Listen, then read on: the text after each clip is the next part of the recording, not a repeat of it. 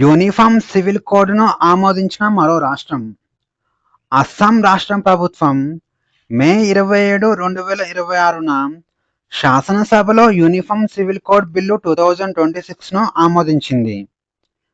స్వతంత్ర భారతదేశంలో ఉత్తరాఖండ్ మరియు గుజరాత్ తరువాత యూనిఫామ్ సివిల్ కోడ్‌ను ఆమోదించిన మూడవ రాష్ట్రంగా, అలాగే ఈశాన్య రాష్ట్రాల్లో మొదటి రాష్ట్రంగా అస్సాం నిలిచింది. ఇక ఈ బిల్లును అస్సాం అసెంబ్లీ ఆమోదించగా, ఆ రాష్ట్ర గవర్నర్ మరియు కేంద్ర మంత్రివర్గం, అలాగే రాష్ట్రపతి ఆమోదం పొందాల్సి ఉంది. ఇక యూనిఫామ్ సివిల్ కోడ్ బిల్లులోని అంశాలు చూస్తే, ఈ బిల్లు ప్రకారం బహుభార్యత్వంపై నిషేధం విధించారు. దీనిని ఉల్లంఘిస్తే భారతీయ న్యాయ సంహిత 2023లోని సెక్షన్ 82 కింద 7 సంవత్సరాల వరకు జైలు శిక్ష పడుతుంది. అలాగే వివాహ చట్టబద్ధ వయస్సు పురుషులకు 21, మహిళలకు 18 సంవత్సరాలుగా స్థిరీకరించారు. వివాహం లేదా విడాకులు తీసుకున్న 60 రోజుల్లోపు తప్పనిసరిగా సబ్ రిజిస్ట్రార్ వద్ద నమోదు చేసుకోవాల్సి ఉంటుంది. ఇక పాత అస్సాం ముస్లిం వివాహాలు మరియు విడాకుల రిజిస్ట్రేషన్ చట్టాన్ని ప్రభుత్వం పూర్తిగా రద్దు చేసింది. అలాగే సహజీవనం చేసే జంటలు 30 రోజుల్లోపు చట్టబద్ధంగా నమోదు చేసుకోవాల్సి ఉంటుంది. నమోదు చేసుకోకపోతే 3 నెలల జైలు శిక్ష లేదా 10,000 వరకు జరిమానా విధిస్తారు. ఇక ఏ మతం అయినా ఆస్తి పంపకాల్లో స్త్రీ పురుషులకు సమాన హక్కులు కల్పించే చట్టాన్ని దీని ద్వారా రూపొందించారు. ఇక ఈ బిల్లు అస్సాంలోని మెజారిటీ పౌరులకు వర్తించినప్పటికీ, రాజ్యాంగంలోని 6వ షెడ్యూల్ స్ఫూర్తిని గౌరవిస్తూ షెడ్యూల్ తెగలకు పూర్తి మినహాయింపు ఇచ్చారు. అస్సాం జనాభాలో దాదాపు 12.45% షెడ్యూల్ తెగలు ఉన్నారు. వీరికి ప్రత్యేకమైన సాంప్రదాయాలు, కస్టమరీ చట్టాలు దెబ్బతినకుండా ఉండేందుకు ఈ నిర్ణయం తీసుకున్నారు. ఇక కాంగ్రెస్, తృణమూల్ కాంగ్రెస్ మరియు రైజోర్ దళ్ పార్టీలు ఈ బిల్లును తీవ్రంగా వ్యతిరేకించాయి. దీనిని మరింత లోతైన పరిశీలన కోసం సెలెక్టింగ్ కమిటీకి పంపాలని వీరు డిమాండ్ చేశారు. మైనారిటీల మనోభావాలను దెబ్బతీసేలా మరియు రాజ్యాంగం కల్పించిన మత స్వేచ్ఛను హరించేలా ఈ బిల్లు ఉందని ప్రతిపక్షాలు ఆరోపించాయి. దీనికి సమాధానంగా మహిళా సాధికారత కోసమే మరియు మైనారిటీ మహిళలను వివక్షపూరిత ఆచారాల నుంచి కాపాడేందుకు ఈ బిల్లును తీసుకువచ్చామని అధికారిక పార్టీ బీజేపీ సమర్థించుకుంది. ఇక ఈ బిల్లు అస్సాం అసెంబ్లీలో ఆమోదం పొందినప్పటికీ, చట్టంగా మారాలంటే రాష్ట్ర గవర్నర్ మరియు భారత రాష్ట్రపతి ఆమోద ముద్ర పొందాల్సి ఉంటుంది. ఇక అస్సాం రాష్ట్ర ముఖ్యమంత్రి హిమంత బిస్వా శర్మ తరపున పార్లమెంటరీ వ్యవహారాల మంత్రి అతుల్ బోరా ఈ ప్రతిపాదనను అసెంబ్లీలో ప్రవేశపెట్టారు. ఇక అస్సాం రాష్ట్రం గురించి బేసిక్ ఇన్ఫర్మేషన్ చూస్తే, అస్సాం రాష్ట్రం యొక్క ముఖ్యమంత్రి హిమంత బిస్వా శర్మ. అస్సాం రాష్ట్రం 78,438 చదరపు కిలోమీటర్ల విస్తీర్ణంలో ఉంటుంది. ఇక అస్సాం రాష్ట్రం యొక్క రాజధాని దిస్పూర్. ఇక తేయాకు తోటలు మరియు బ్రహ్మపుత్ర నదికి అస్సాం రాష్ట్రం ప్రసిద్ధి చెందింది.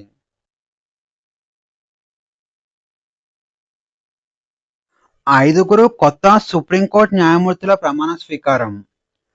భారత సుప్రీంకోర్టు ప్రధాన న్యాయమూర్తి జస్టిస్ సూర్యకాంత్ నేతృత్వంలోని 5 సభ్యుల కొలీజియం సిఫార్సుల మేరకు 4 హైకోర్టు ప్రధాన న్యాయమూర్తులు మరియు 1 సీనియర్ న్యాయవాది సుప్రీంకోర్టు న్యాయమూర్తులుగా ప్రమాణ స్వీకారం చేశారు. ఇక మే 27, 2026న సుప్రీంకోర్టు కొలీజియం సిఫార్సు చేయగా, జూన్ 2, 2026న వీరు ప్రమాణ స్వీకారం చేశారు. ఇక సుప్రీంకోర్టు కొలీజియం సిఫార్సుల మేరకు 5 కొత్త న్యాయమూర్తుల నియామకానికి భారత రాష్ట్రపతి జూన్ 1, 2026న ఆమోద ముద్ర వేశారు. దీంతో వీరు జూన్ 2, 2026న సుప్రీంకోర్టు న్యాయమూర్తులుగా ప్రమాణ స్వీకారం చేశారు. ఇక న్యాయమూర్తులుగా ప్రమాణ స్వీకారం చేసిన 5 వివరాలు చూస్తే, అందులో మొదటివారు జస్టిస్ షీల్ నాగు. వీరు పంజాబ్ మరియు హర్యానా హైకోర్టుకు పనిచేశారు. ఇక రెండవ వ్యక్తి జస్టిస్ శ్రీ చంద్రశేఖర్. వీరు బాంబే హైకోర్టుకు పనిచేశారు. ఇక మూడవ వ్యక్తి జస్టిస్ సంజీవ్ సచ్దేవ్. వీరు మధ్యప్రదేశ్ హైకోర్టుకు పనిచేశారు. ఇక నాలుగవ వ్యక్తి జస్టిస్ అరుణ్ పల్లి. వీరు జమ్మూ కాశ్మీర్ మరియు లడఖ్ హైకోర్టుకు పనిచేశారు.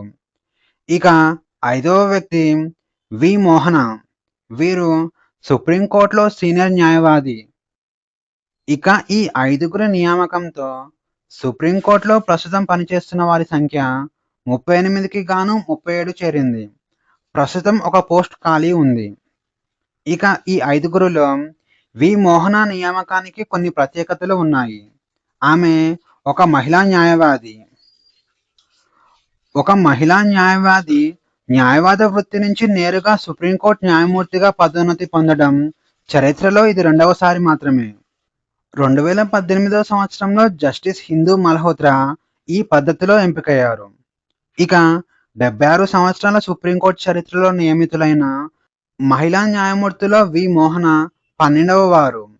ఆమె సుప్రీంకోర్టు న్యాయమూర్తిగా 5 సంవత్సరాల పాటు అంటే జూన్ 2031 వరకు సేవలు అందించనున్నారు. ఇక ఇటీవల భారత సుప్రీంకోర్టు న్యాయమూర్తుల సంఖ్యను 34 నుంచి 38కి పెంచింది. ఇక కొలిజియంలోని ప్రస్తుతం ఉన్న వారి వివరాలు చూస్తే ప్రధాన న్యాయమూర్తి Suryakant, justice Vikram Nath, justice JK Maheshwari, justice BV Nagarathnam, justice MM Sundaresh. ఇక రాజ్యాంగంలోని ఆర్టికల్ 124 క్లాస్ 2 ప్రకారం సుప్రీంకోర్టు న్యాయమూర్తుల నియామకం, పదవీకాలం మరియు రాజీనామాలను నియంత్రిస్తుంది.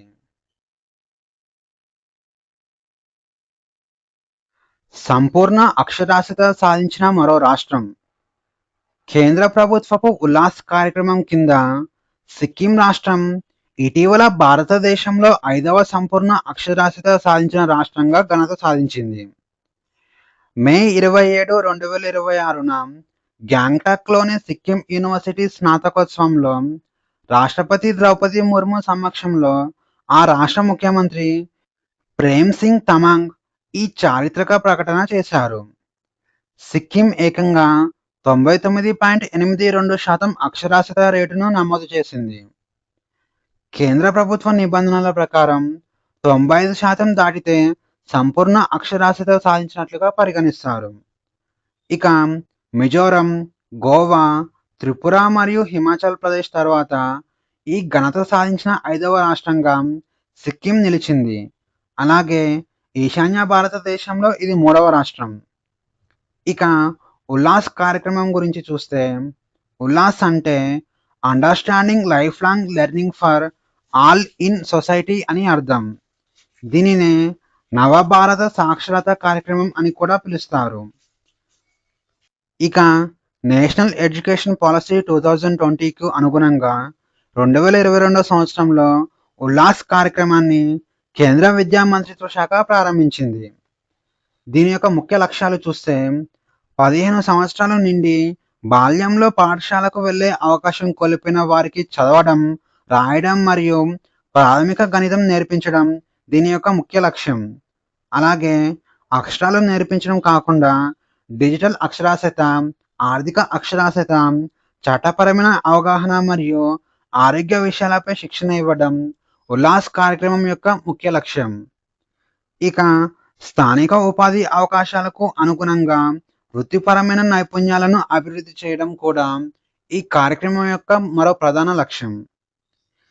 ఇక ఈ కార్యక్రమం ద్వారా రాష్ట్ర వ్యాప్తంగా 15,361 మంది నిరక్షరాస్యులను గుర్తించారు. వారిలో 14,447 మంది జాతీయ ఓపెన్ స్కూలింగ్ ద్వారా ఉత్తీర్ణత సాధించారు. అలాగే వీరికి అక్షరాస్యత ధృవీకరణ పత్రాన్ని కూడా అందించారు. ఇక 4,000 మందికి పైగా ఉపాధ్యాయులు, పాఠశాల మరియు కళాశాల విద్యార్థులు ఎటువంటి పారితోషికం ఆశించకుండా వాలంటీర్లుగా మారి అక్షరాస్యత ఉద్యమంలో పాల్గొన్నారు. ఇక 2025 సంవత్సరంలో అక్షరాస్యత రేటు చూస్తే 98.2%తో మిజోరం రాష్ట్రం ఉంది. అలాగే గోవాలో 100% అక్షరాస్యత రేటు ఉంది. అలాగే త్రిపురలో 95.6%, హిమాచల్ ప్రదేశ్‌లో 99.3%, సిక్కింలో 99.82% అక్షరాస్యత రేటు కలిగి ఉన్నారు.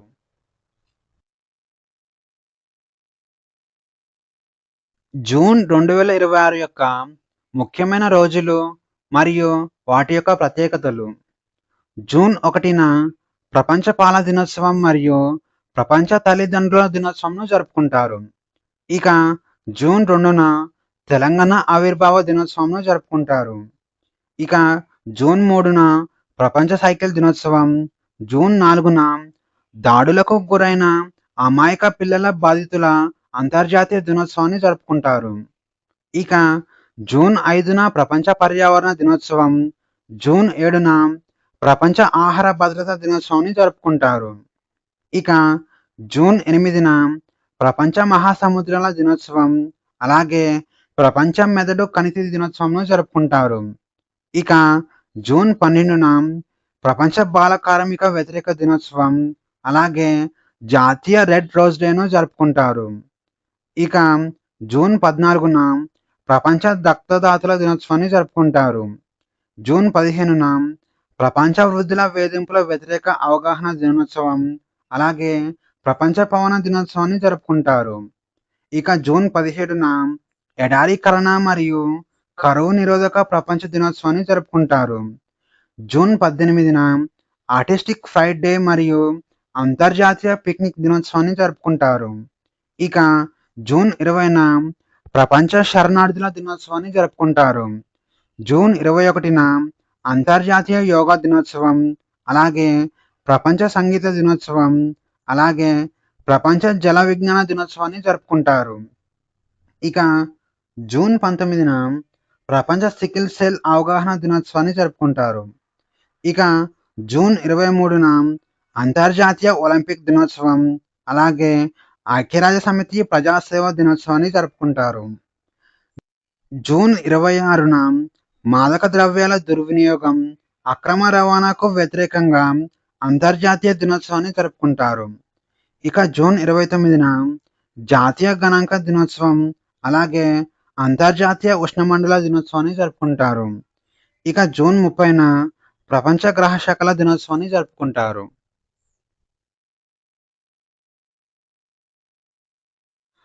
తెలుగు రాష్ట్రంలో చిరాగ్ కేంద్రం ఏర్పాటు.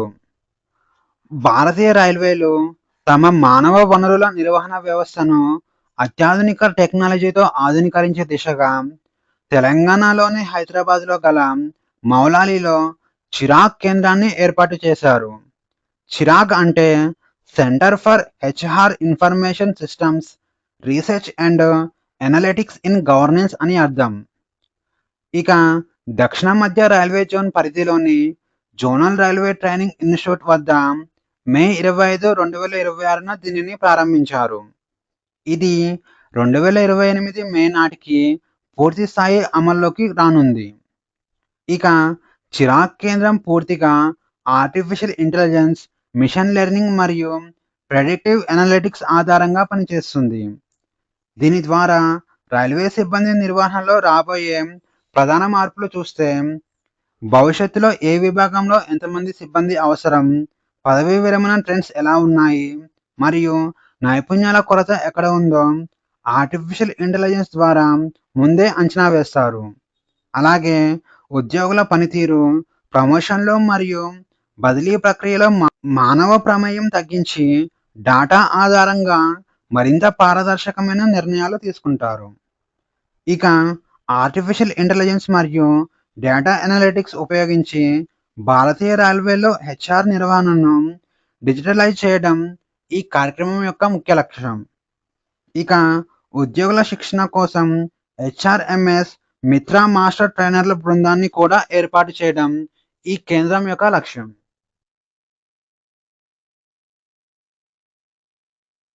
జాతీయ స్థాయి అవార్డు పొందిన గ్రామీణ బ్యాంక్.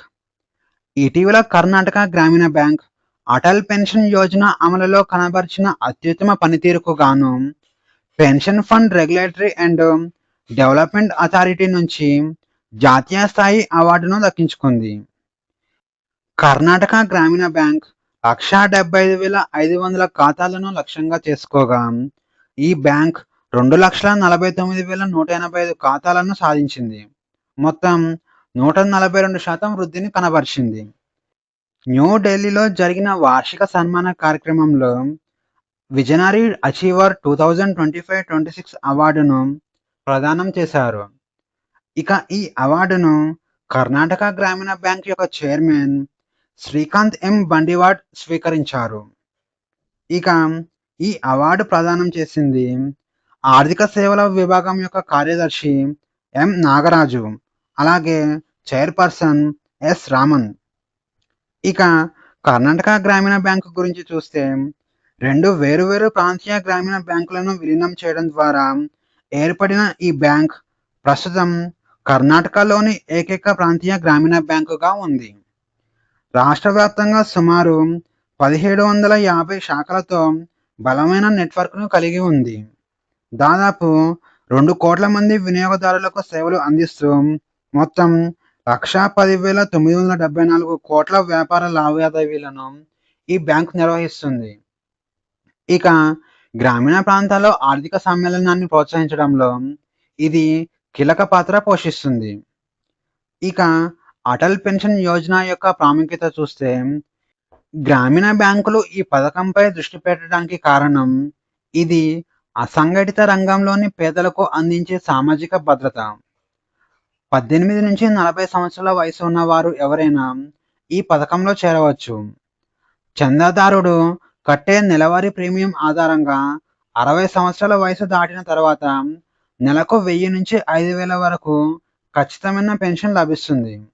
అలాగే ఆదాయపు పన్ను చట్టంలోని సెక్షన్ 80 సిసిడి కింద పన్ను మినహాయింపులు కూడా పొందవచ్చు.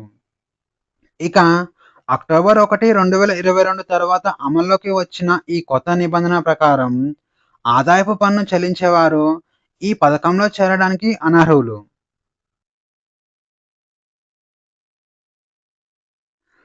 సార్థక్ ప్రజా పంపిణీ వ్యవస్థ పథకం ప్రారంభం. సార్థక్ అంటే scheme for assistance in rations transport and handling income with automation in public distribution scheme అని అర్థం. ఇక కేంద్ర ఆర్థిక వ్యవహారాల మంత్రివర్గ సంఘం మే 2026లో ఈ నూతన అంబ్రెల్లా స్కీమ్కు ఆమోదం తెలిపింది. జాతీయ ఆహార భద్రతా చట్టం కింద ప్రజా పంపిణీ వ్యవస్థను ఆధునీకరించడానికి 2026 నుంచి 2031 వరకు, అంటే 5 సంవత్సరాల కాలానికి 25,530 కోట్ల భారీ బడ్జెట్తో దీనిని అమలు చేయనున్నారు. ఇక సార్థక్ ప్రజా పంపిణీ వ్యవస్థ స్కీమ్లో దేశంలోని రేషన్ పంపిణీ వ్యవస్థను అత్యాధునిక టెక్నాలజీతో అనుసంధానం చేయడానికి ఉద్దేశించిన పథకం. ఇది విడిగా ఉండే 2 పథకాలను విలీనం చేశారు. అందులో మొదటిది రాష్ట్రంలో ఆహార ధాన్యాల రవాణా మరియు చౌక ధరల దుకాణాల డీలర్ల మార్జిన్ కోసం ఆర్థిక సహాయం అందించే పథకం. రెండవది స్మార్ట్ ప్రజా పంపిణీ వ్యవస్థ పథకం. ఇక ఈ పథకం యొక్క ప్రధాన లక్ష్యాలు చూస్తే, ఈ పథకం యొక్క ప్రత్యేకత రేషన్ పంపిణీలో నూతన సాంకేతిక పరిజ్ఞానాన్ని ఉపయోగించడం, ఆర్టిఫిషియల్ ఇంటెలిజెన్స్ అక్రమ నకిలీ లబ్ధిదారులను సులభంగా గుర్తించడానికి ఉపయోగపడుతుంది. అలాగే మెషిన్ లెర్నింగ్ భవిష్యత్తులో ఏ ప్రాంతానికి ఎంత ధాన్యం అవసరం అవుతుందో అంచనా వేయడం మరియు సరఫరా చేయడం. అలాగే block chain technology food corporation of India గోదాము నుంచి రేషన్ షాపు వరకు ధాన్య కదలికలను ట్రాక్ చేయడానికి డాటా పారదర్శకతను కోసం దీనిని రూపొందించారు. ఇక నేచురల్ లాంగ్వేజ్ ప్రాసెసింగ్ అంటే లబ్ధిదారులు తమ సొంత ప్రాంతీయ భాషలలో వాయిస్ ద్వారా ఫిర్యాదులు చేయడానికి ఈ వ్యవస్థను తీసుకువచ్చారు.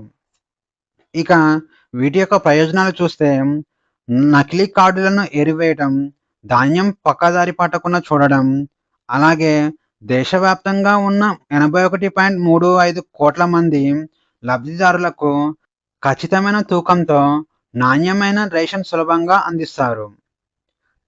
ఇక వన్ నేషన్ వన్ రేషన్ కార్డును బలోపేతం చేయడం దీని యొక్క ప్రధాన లక్ష్యం.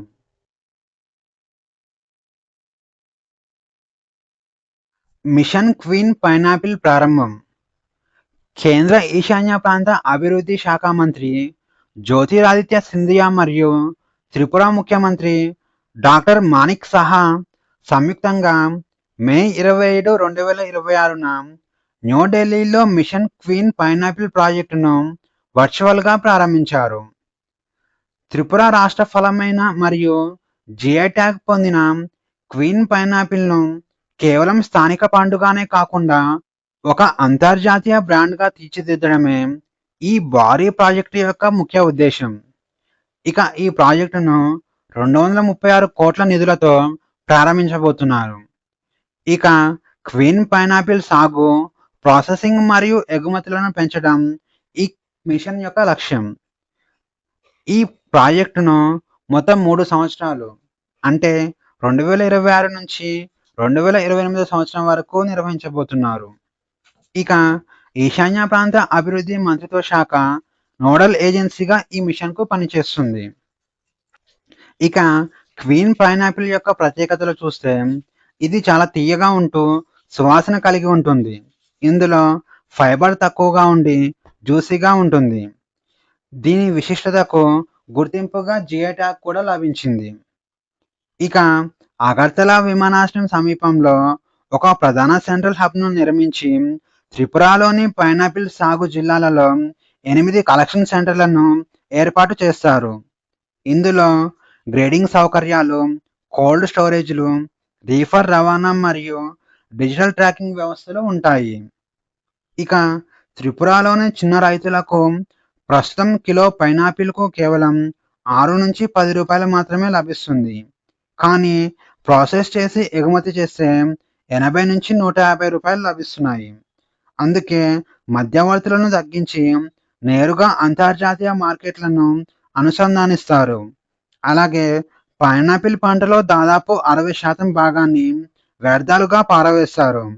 ఈ మిషన్ ద్వారా వ్యర్థాలను ఉపయోగించి బ్రోమెలైన్ అనే ఎంజైమ్ను సేకరించడం మరియు ఆకుల నుంచి ఫైబర్ తయారు చేసే యూనిట్లను స్థాపిస్తారు. ఇక దీని ద్వారా ప్రాసెసింగ్ యూనిట్లను పునరుద్ధరిస్తారు.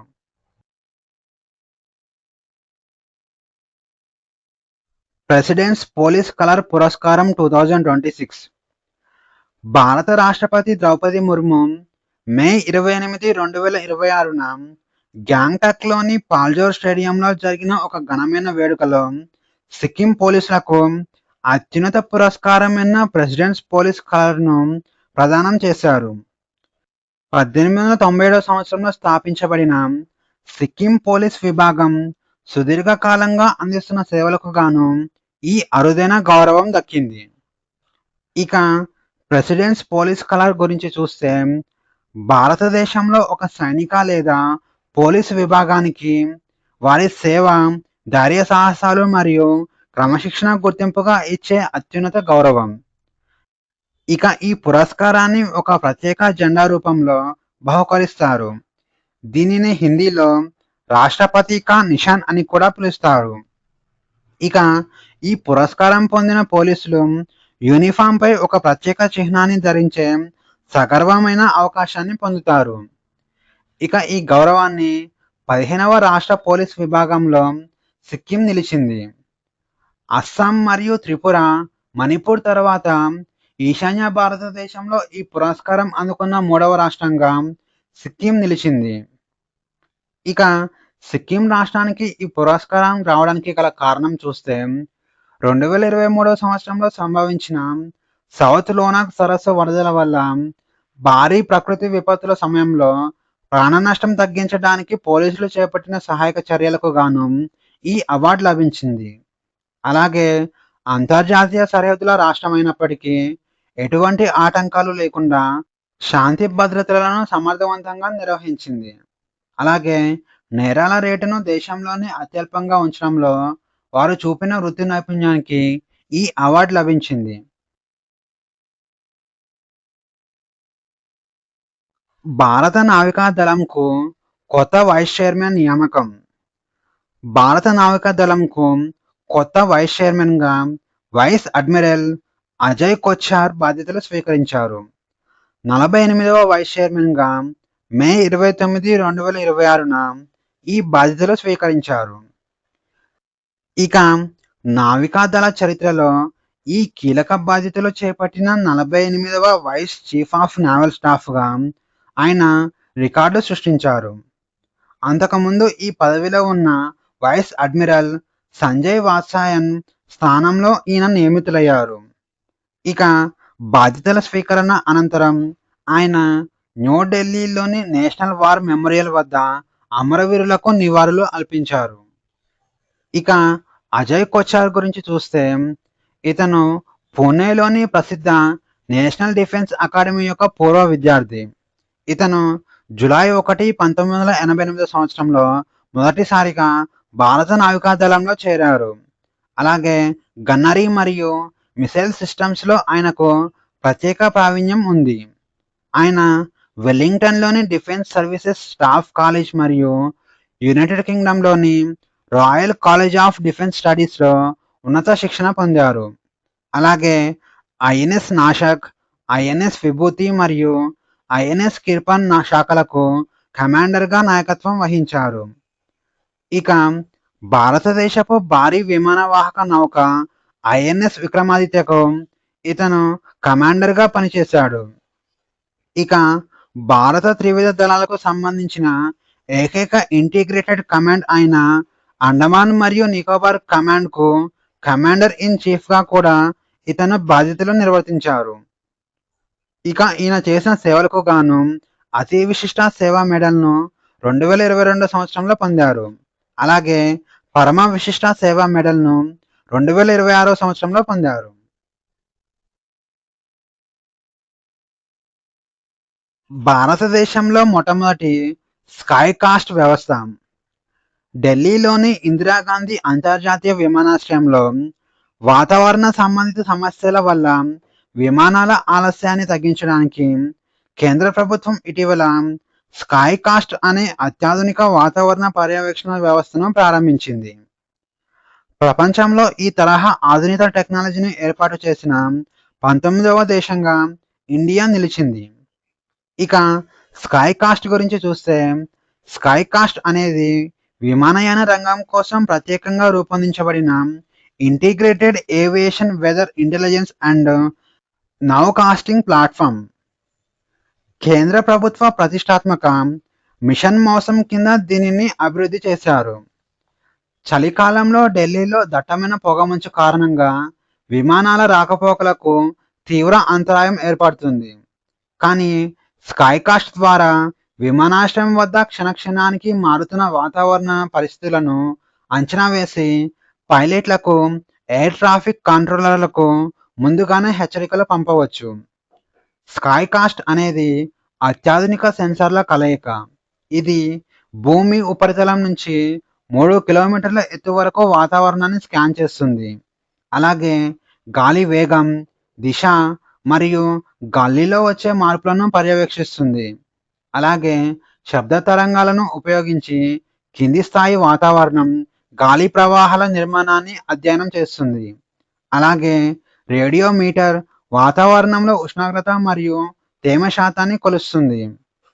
అలాగే ఢిల్లీ లాంటి నగరాల్లో పొగమంచు, వాయు కాలుష్య కణాలు ఎలా కలుస్తాయో విశ్లేషిస్తుంది. అలాగే లీడర్ సిలోమీటర్ మరియు పొగమంచు మరియు మేఘాల నిలువు నిర్మాణాన్ని ఇది స్కాన్ చేస్తుంది. ఇక దీని యొక్క ప్రయోజనాలు చూస్తే పైలట్లకు 3 గంటల ముందుగానే ఖచ్చితమైన వాతావరణ సమాచారాన్ని అందిస్తుంది. దీనివల్ల ల్యాండింగ్ మరియు టేకాఫ్కు సరైన సురక్షితమైన సమయాన్ని నిర్ణయించుకోగలరు. అలాగే విమానాల రద్దులు, జాప్యాలు తగ్గుతాయి. ఇక ఢిల్లీ విమానాశ్రయం తర్వాత ఈ స్కై కాస్ట్ వ్యవస్థ నోయిడాలోని జవహర్ అంతర్జాతీయ విమానాశ్రయంలో ఏర్పాటు చేయబోతున్నారు.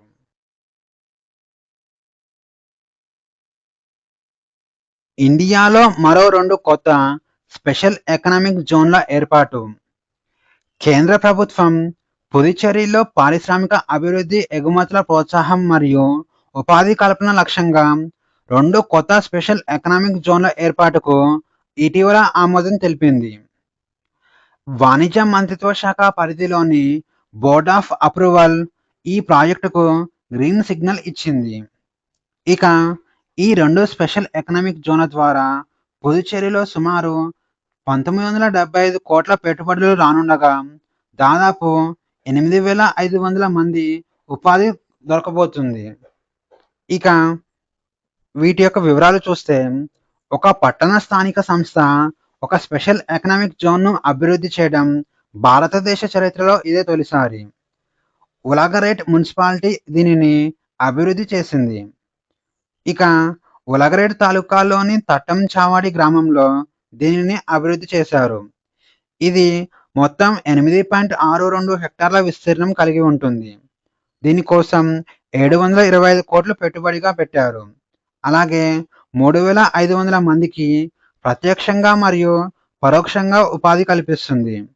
ఇది డిజిటల్ ఎకానమీని బలోపేతం చేయడం మరియు సాంకేతిక రంగంలో నైపుణ్యం ఉన్న స్థానిక యువతకు మెరుగైన అవకాశాలను కల్పించడం దీని యొక్క ఉద్దేశం.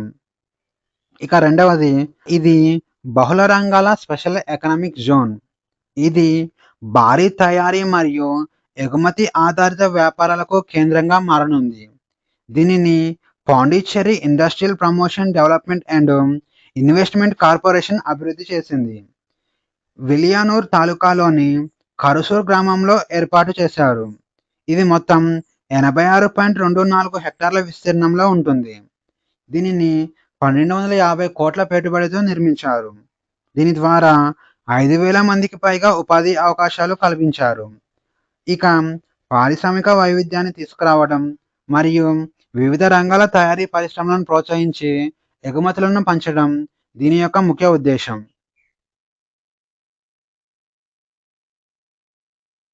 దేశంలోనే అత్యంత రద్దీ గల విమానాశ్రయంగా బెంగళూరు విమానాశ్రయం.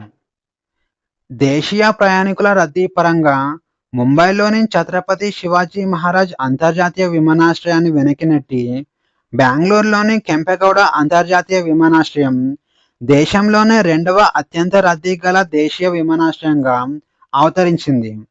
ఇక మొదటి స్థానంలో ఢిల్లీలోని ఇందిరాగాంధీ అంతర్జాతీయ విమానాశ్రయం కొనసాగుతుంది. ఇక air force authority of India తాజా గణాంకాల ప్రకారం బెంగళూరులోని కెంపెగౌడ విమానాశ్రయం 31,78,826 మంది దేశీయ ప్రయాణికులతో 2వ స్థానానికి చేరుకుంది. ఇక ముంబైకి చెందిన ఛత్రపతి శివాజీ మహారాజ్ అంతర్జాతీయ విమానాశ్రయం 28,93,286 మంది ప్రయాణికులతో 3వ స్థానానికి చేరుకుంది. ఇక కెంపెగౌడ విమానాశ్రయంలో 2వ రన్వే మరియు అత్యాధునిక టెర్మినల్ 2 అందుబాటులోకి రావడం వల్ల విమానాల రాకపోకల సామర్థ్యం పెరిగింది. ఇక బెంగళూరు టెక్నాలజీ మరియు స్టార్టప్ హబ్ కావడంతో ఇక్కడ నుంచి వ్యాపార వాణిజ్యాలు ప్రయాణాలు భారీగా పెరిగాయి. అలాగే ఇండిగో, ఎయిర్ ఇండియా ఎక్స్ప్రెస్ వంటి ప్రధాన విమానయాన సంస్థలు బెంగళూరుకు ఒక కీలక కేంద్రంగా చేసుకొని కొత్త డొమెస్టిక్ రూట్లను మరియు విమానాల సంఖ్యను పెంచాయి.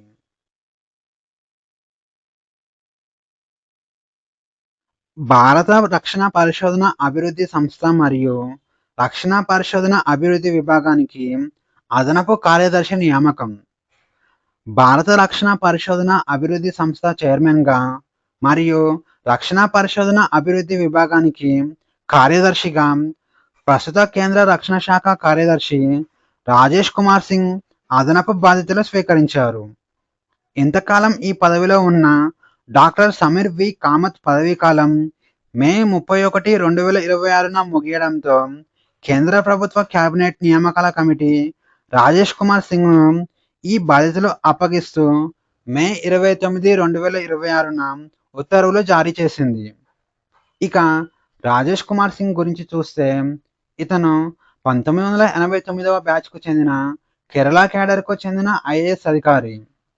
నవంబర్ 1, 2024న ఆయన కేంద్ర రక్షణ శాఖ కార్యదర్శిగా బాధ్యతలు చేపట్టారు. అంతకుముందు ఆయన పరిశ్రమలు, అంతర్గత వాణిజ్య ప్రోత్సాహక శాఖ కార్యదర్శిగా విశేష సేవలు అందించారు. అలాగే పారిశ్రామిక విధానాలు, పెట్టుబడుల ఆకర్షణ, తయారీ రంగాన్ని ప్రోత్సహించడంలో ఆయనకు సుదీర్ఘ అనుభవం ఉంది. ఇక ఇటీవల పదవీ విరమణ చేసిన సమీర్ వి కామత్ గురించి చూస్తే ఆగస్టు 2022లో డిఆర్డిఓ చైర్మన్గా ఇతను బాధ్యతలు చేపట్టాడు.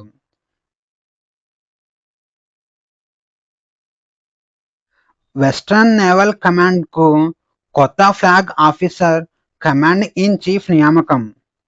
భారత నావికాదళంలో అత్యంత కీలకమైన మరియు యుద్ధ నైపుణ్యానికి కేంద్ర బిందువైన వెస్టర్న్ నేవల్ కమాండ్కు కొత్త ఫ్లాగ్ ఆఫీసర్ కమాండ్ ఇన్ చీఫ్గా వైస్ అడ్మిరల్ సంజయ్ వాత్సాయన్ మే 30, 2026న బాధ్యతలు స్వీకరించారు.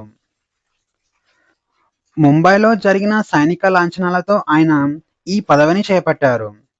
ఇంతకుముందు ఈ పదవిలో ఉన్న వైస్ అడ్మిరల్ కృష్ణస్వామినాథన్ తదుపరి నేవీ చీఫ్గా ప్రమోట్ కావడంతో ఆయన స్థానంలో సంజయ్ వాత్సాయన్ ఈ కీలక బాధ్యతలు స్వీకరించారు.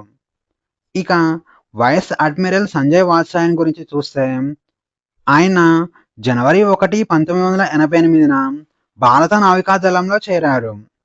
పూణేలోని ప్రసిద్ధ నేషనల్ డిఫెన్స్ అకాడమీ యొక్క పూర్వ విద్యార్థి.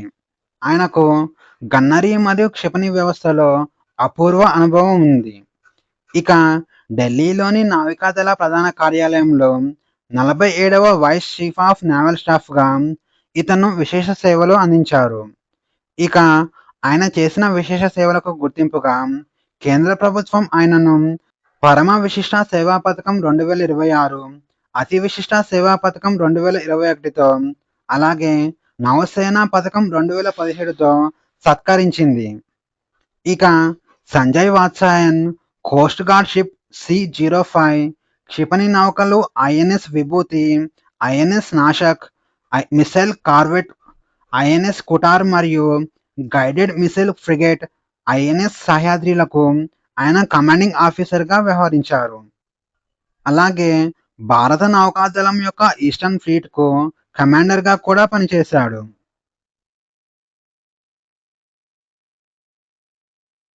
సమాధాన్ దీదీ చాట్బాట్ ప్రారంభం. పౌరులు తమ ఫిర్యాదులను ప్రభుత్వ శాఖలకు సులభంగా మరియు వేగంగా ఆన్లైన్లో తెలియజేయడానికి వీలుగా సమాధాన్ దీదీ అనే ఆర్టిఫిషియల్ ఇంటెలిజెన్స్ ఆధారిత వాయిస్ చాట్బాట్ను ప్రారంభించారు. దీనిని కేంద్రం మే 30, 2026న ప్రారంభించింది. కేంద్ర మంత్రి జితేంద్ర సింగ్ దీనిని ఆవిష్కరించారు. ఇక ప్రభుత్వ విభాగాలకు ఫిర్యాదు చేయాలంటే ఇంగ్లీష్ లేదా హిందీలో అధికారిక పద్ధతిలో టైప్ చేసి పంపాల్సి ఉంటుంది. కానీ సమాధాన్ దీదీ ద్వారా పౌరులు తమ సొంత భాషలో మాట్లాడుతూ ఫిర్యాదును నమోదు చేయవచ్చు. దీనిని centralised public grievance redress and monitoring system పోర్టల్తో అనుసంధానించారు. ఇక ప్రజలకు తమ సమస్య ఏ మంత్రిత్వ శాఖకు ఏ విభాగానికి చెందినదో తెలియాల్సిన అవసరం లేకుండా ఈ చాట్బాట్ అర్థం చేసుకొని కొన్ని వివరణాత్మక ప్రశ్నలు అడిగి స్వయంగా సంబంధిత ప్రభుత్వ విభాగాన్ని గుర్తించి ఫిర్యాదును పంపిస్తుంది.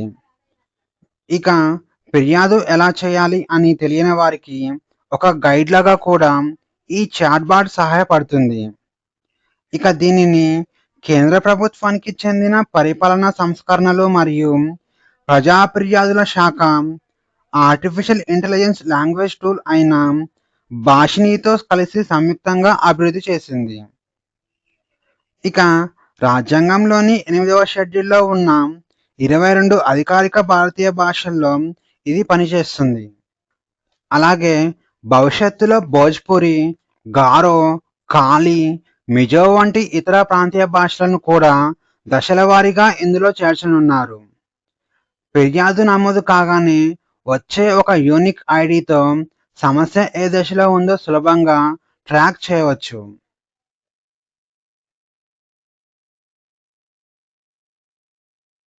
రెండు డిజిటల్ ప్లాట్ఫామ్లను ప్రారంభించిన ఇండియన్ ఆర్మీ. ఇండియన్ ఆర్మీ భవిష్యత్తు యుద్ధ అవసరాల కోసం ఆర్టిఫిషియల్ ఇంటెలిజెన్స్ మరియు డాటా ఆధారిత టెక్నాలజీను అనుసంధానం చేసే దిశగా మే 25, 2026న 2 అత్యాధునిక డిజిటల్ ప్లాట్ఫామ్స్‌లను ప్రారంభించింది. అవే కౌటిల్య మరియు క్యూఫోర్స్. మొదటగా కౌటిల్య ప్లాట్‌ఫామ్ గురించి చూస్తే, ప్రాచీన భారతీయ వ్యూహకర్త కౌటిల్యుడి పేరు మీదుగా దీనిని రూపొందించారు. ఇది యుద్ధభూమిలో కమాండర్లు వేగవంతమైన మరియు ఖచ్చితమైన నిర్ణయాలు తీసుకోవడానికి ఒక ఆర్టిఫిషియల్ అసిస్టెంట్ లాగా పనిచేస్తుంది. ఇది ఆర్టిఫిషియల్ ఇంటెలిజెన్స్ మరియు నేచురల్ లాంగ్వేజ్ ప్రాసెసింగ్ టెక్నాలజీతో పనిచేస్తుంది. ఇక ఇది సైనికుల మోహరింపు, శత్రువుల కదలికలు, రాడార్ల సమాచారం మరియు నిఘా వర్గాల రిపోర్ట్లు విడివిడిగా వస్తుంటాయి. కానీ కౌటిల్య ఈ సమాచారాన్ని అంతా ఒకే దగ్గర క్రోడీకరించి, విశ్లేషించి స్పష్టమైన డాష్‌బోర్డ్‌ల ద్వారా కమాండర్లకు చూపిస్తుంది. ఇది శత్రువుల వ్యూహాలను ముందుగానే అంచనా వేసి మరియు యుద్ధ సమయంలో నిర్ణయం తీసుకోవడంలో ఇది అత్యంత కీలక పాత్ర పోషిస్తుంది. ఇక రెండవది క్యూఫోర్స్. లాజిస్టిక్స్, సరుకుల నిల్వ మరియు సస్టైన్‌మెంట్ మేనేజ్‌మెంట్‌ను ఇది డిజిటలైజ్ చేస్తుంది.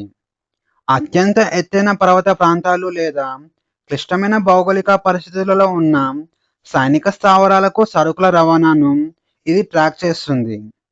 అలాగే ఏ యూనిట్‌లో మందుగుండు సామాగ్రి లేదా ఇంధనం అయిపోతుందో ఇది ముందే పసిగట్టి అధికారులను అప్రమత్తం చేస్తుంది. దీనివల్ల వనరుల పంపిణీ వేగవంతం అవుతుంది. ఇక గ్లోబల్ డిఫెన్స్ ట్రెండ్స్‌ను గమనిస్తే, అమెరికా డ్రోన్ల నిఘా కోసం ప్రాజెక్ట్ మీథేన్ ఉపయోగిస్తుండగా, చైనా ఇంటెలిజెంటైజ్డ్ వార్ఫేర్ అనే సిద్ధాంతంతో ఆర్టిఫిషియల్ ఇంటెలిజెన్స్‌ను యుద్ధంలోకి తీసుకువస్తుంది. ఇక 2026 సంవత్సరంను Indian army year of networking and data సెంట్రిసిటీగా ప్రకటించింది. అలాగే ఆర్టిఫిషియల్ ఇంటెలిజెన్స్‌తో ఆర్మీ ఆపరేషన్‌లు పూర్తి స్థాయి ఏకీకరణ సాధించాలని 2027 వరకు లక్ష్యంగా పెట్టుకుంది. ఇక ఇటీవల జరిగిన ఆపరేషన్ సింధూర్‌లో ప్రాజెక్ట్ సంజయ్ కింద అభివృద్ధి చేసిన ఆర్టిఫిషియల్ ఇంటెలిజెన్స్ వ్యవస్థలను భారత సైన్యం విజయవంతంగా ఉపయోగించింది.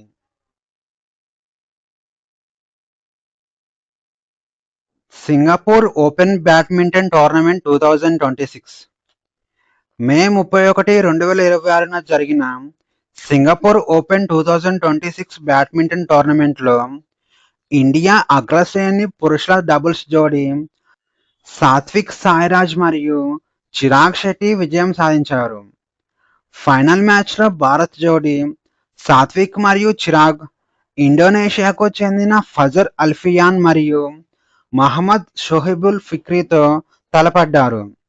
73 నిమిషాల పాటు ఎంతో ఉత్కంఠగా సాగిన ఈ పోరులో సాత్విక్ చిరాగ్ 18-21, 21-17, 21-16 తేడాతో విజయం సాధించారు. ఇక సింగపూర్ ఓపెన్ చరిత్రలో పురుషుల డబుల్స్ టైటిల్ గెలుచుకున్న మొట్టమొదటి భారతీయ జోడీగా సాత్విక్ చిరాగ్ చరిత్ర సృష్టించారు. గతంలో సైనా నెహ్వాల్, పీవీ సింధు, సాయి ప్రణీత్ సింగిల్స్‌లో టైటిల్స్ గెలుచుకున్నారు. ఇక 2024 మే నెలలో థాయిలాండ్ ఓపెన్ గెలిచిన తరువాత ఈ జోడీకి బ్యాడ్మింటన్ వరల్డ్ ఫెడరేషన్ టూర్‌లో ఇదే తొలి టైటిల్ కావడం విశేషం.